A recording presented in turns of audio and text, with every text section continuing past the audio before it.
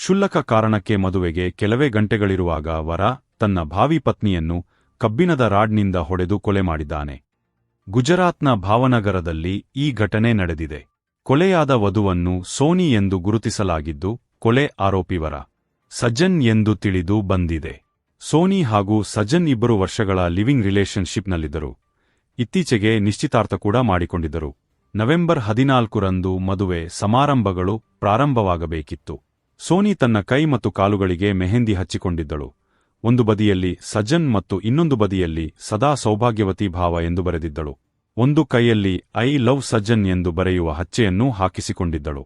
ಆದರೆ ಮದುವೆಯ ದಿನದಂದು ಸಾಜನ್ ಸೋನಿಯ ಮೇಲೆ ಪೈಪ್ನಿಂದ ಹಲ್ಲೆ ಮಾಡಿ ತಲೆಗೆ ಹೊಡೆದು, ನಂತರ ಟೆಕ್ರಿ ಚೌಕ್ ಬಳಿ ಗೋಡೆಗೆ ಡಿಕ್ಕಿ ಹೊಡೆದು ಆಕೆಯನ್ನು ಕೊಲೆ ಮಾಡಿದ್ದಾನೆ.